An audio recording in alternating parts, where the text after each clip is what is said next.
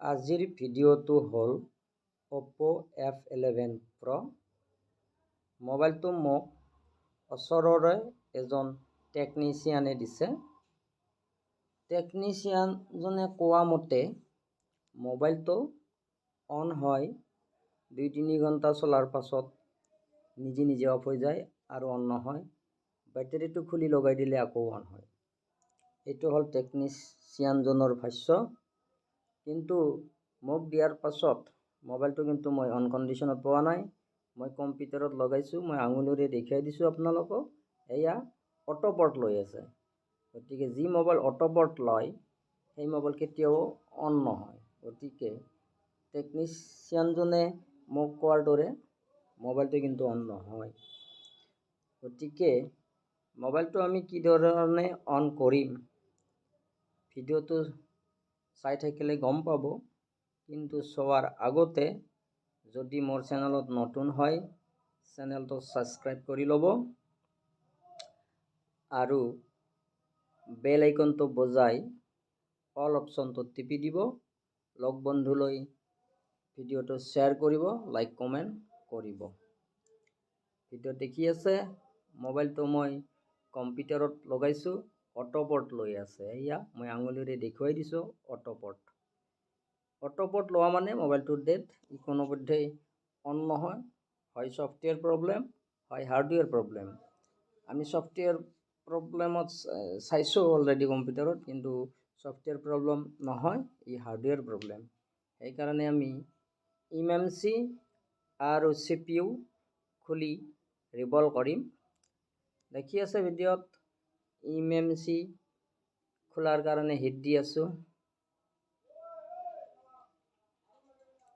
eMMCটো SK Hynix কোম্পানীৰ আছে, কিন্তু SK Hynix কোম্পানীৰ eMMC বিলাকত খোলোতে অলপ হিট বেছি পৰিলে নষ্ট হৈ যায়। সেইকাৰণে eMMCটো খোলোতে খুব সাৱধানে খুলিব লাগে যাতে হিট বেছি নপৰে। eMMCটো খোলা অলৰেডি হৈ গ'ল। এতিয়া আমি CPUটো খুলিম।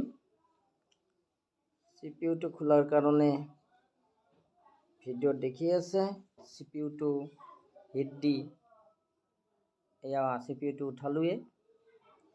কিন্তু CPUটো উঠাওতে বৰ্ডৰ CPU তলৰ কিছুমান পেড ছিঙিছে। আমি এই ছিঙা পইণ্টবিলাক ৰিপেয়াৰ কৰিছোঁ, মাইক্ৰ' জাম্পাৰ কৰিছোঁ। কিন্তু মাইক্ৰ' জাম্পাৰ কৰাখিনি ভিডিঅ'টোত নেদেখুৱালোঁ, কাৰণ ভিডিঅ'টো মাইক্ৰ' জাম্পাৰ কৰা দেখুৱালে নাই বুলিও আধা ঘণ্টাৰ ভিডিঅ' হৈ যায়। কিন্তু মাইক্ৰ' জাম্পাৰৰ ভিডিঅ' আমি নেক্সট শ্বৰ্টকাট 5 মিনিটৰ বাবে আমি আনিম নেক্সট টাইম।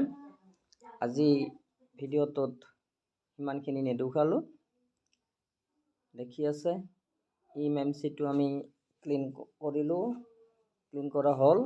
এতিয়া আমি CPUটো ক্লিন কৰি আছোঁ।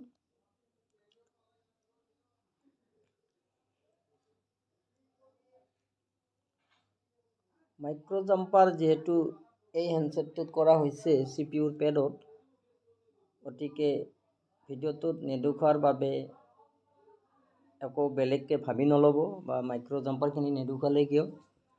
নেক্সট টাইম শ্বৰ্ট ভিডিঅ'ত 5 মিনিট 6 মিনিটৰ কাৰণে নেক্সট ভিডিঅ' এটা বনাম মাইক্ৰ' জাম্পাৰৰ, কি ধৰণে CPU তলৰ পেড উঠি গ'লে মাইক্ৰ' জাম্পাৰ কৰা হয়।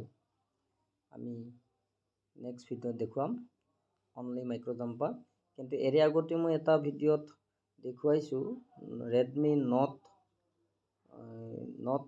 12 Pro 5Gৰ গ্ৰাফিক্স প্ৰব্লেম। CPUৰ তলৰ পৰা এডাল মাইক্ৰ' জাম্পাৰ আনি কি ধৰণে এই ডিছপ্লে কানেক্টৰত লগাইছোঁ মোৰ আগৰ ভিডিঅ'ত আছে, চাই ল'ব। এয়া eMMC ৰিবলিং কৰি আছোঁ, দেখিছে eMMC ৰিবলিং হৈ আছে। eMMC ৰিবলিং হৈ গ'ল।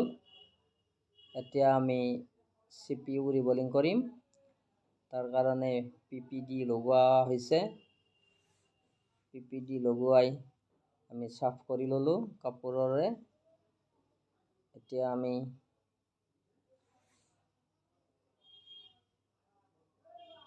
হিট দিম। হিট হ'ব 330।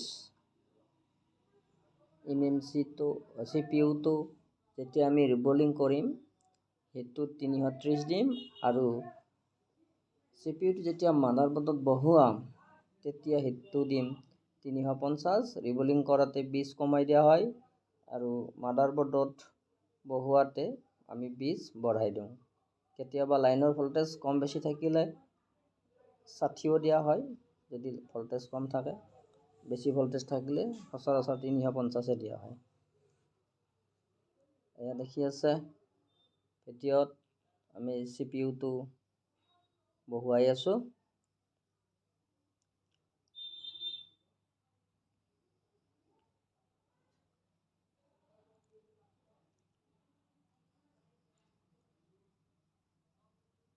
দেখি আছে CPU-ত হিট দি থকা হৈছে।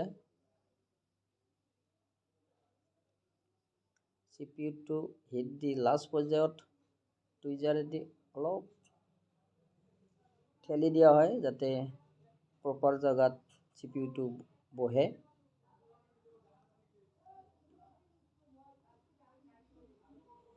CPU-টো বহুৱা হৈ গ'ল।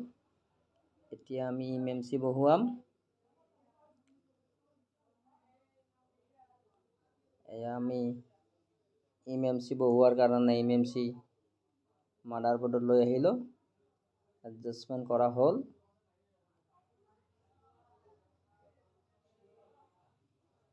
এতিয়া eMMCৰ ওপৰত আমি 350 টেম্পাৰেচাৰত হিট দি আছোঁ।